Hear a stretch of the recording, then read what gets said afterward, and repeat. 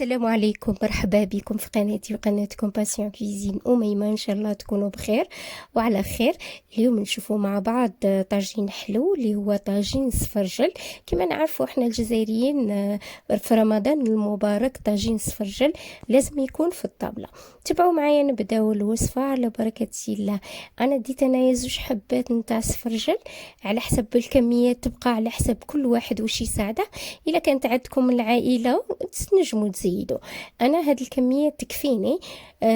قطعتها على هاد الشكل احسن كيما راكم تشوفوا معايا. تخلوه بالقشره نتاعه، القشره نتاعه تعطيه الشكل، تعطي شكل مليح زوين او ميم طون ما تخليش يتفتت. نقيه كيما راكم تشوفوا على هاد الطريقه ونكمل حتى نكمل باقي الكميه اللي عندي. درتها على هاد الشكل على جال لا بريزونطاسيون كي نحطه في لاسيت في الطبق، وانتوما يبقى الاختيار ليكم.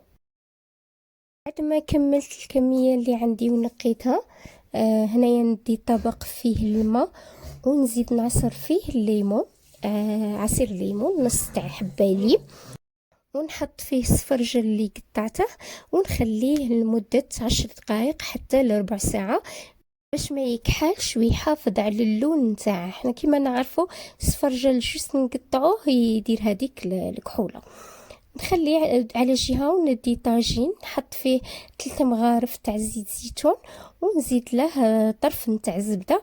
زيت زيتون يبقى اختياري، الا ما عندكمش ديروا الزيت العادي يبقى اختياري، كل واحد وعلى حسب لوغو نتاعه. نزيد هنايا طرف تاع زبده مغيرفه. وانا هنايا علاش ما درتش البصل، يعني ما قليتش بالبصل على خاطر غادي ندير السفرجل وحده يعني بلا لحم. هذيك في حاله ما واحد يبغي يدير اللحم يدير البصل ويقطع رقيق ويقلي اللحم نتاعه. فلا هنايا ستفت اطراف تاع السفرجل تاعي، زدت لهم كاس نتاع الماء، نزيد عود نتاع قرفه وزوج ولا 3 نتاع قرنفل وواحده هيل ولا زوج. نزيد هنايا مغرفه صغيره تاع سكنجبير وندير شويه نتاع ملح بوغ كاسي لوغو.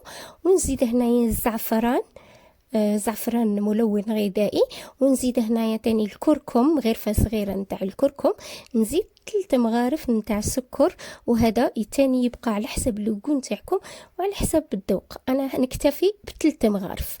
نزيد هنايا مغرفه نتاع قرفه مطحونه، من الاحسن ديروا القرفه المطحونه، يعني تبقى كميه الماء اللي ديروها للسفرجل على حسب النوعيه نتاع السفرجل. انا هذا ما يديليش طياب بزاف، على هذه درت كاس ماء، يبقى على حسب السفرجل تاعكم. نزيد واحد نص غرفيه نتاع الزبيب اللي كنت نقيته وغسلته ونخليه حتى يغلي ونقص عليه النار، نخليه يطيب على نار ناقصه. نزيد هنايا حبات نتاع مشمش، يبقاو اختياريين، انا درتهم على بال الديكور وانتوما يبقى على حسب واش متوفر عندكم وعلى حسب الديكور اللي تبغوا ديروه. بعد ما يغلي الطاجين تاعي غادي نقص له، نخليه على نار ناقصه. انا دالي تقريبا مده 20 حتى 25 دقيقه. فوالا هذا هو دا طياب شويه، مي مازال غادي نزيد نخليه شويه يزيد يتجمر. ما خصش تخلوا الحبات حتى يتفتوا لكم، يعني لازم يقعد شويه باش يقعد شاد لا فورم نتاعه. السفرجل تاعي هنايا طاب، يعني الطاجين تاعي طاب، مي لاصوص مازال خصها تزيد تتجمر شويه. غادي نزيد نخليها تجمر ونشوفوها. فوالا هذه هي تجمرت لاصوص نتاعي، راهي الله يبارك معسله ما شاء الله. لاصوص راهي مجمره ومعسله.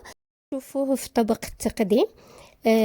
لا بريزونطاسيون انا درتها كيما راكم تشوفوا، خصكم غير بشويه ترفدوه باش ما يتفتتش ويخسر ليكم. يبقى لا ديكوراسيون كل واحد ولا بريزونطاسيون كل واحد على حسب لوغو نتاعه. انا درت هذا الشكل وانتم يبقى الاختيار ليكم. زدت لا زبيب وزدت شويه هنايا تاع ججلان من فوق. هذا هو الطاجين الحلو نتاعنا ولا الطاجين نتاع السفرجل نتاع شهر رمضان المبارك. هذه هي الوصفه نتاعنا اليوم، ان شاء الله تعجبكم وتجربوها. تهلاو في رواحكم والسلام عليكم.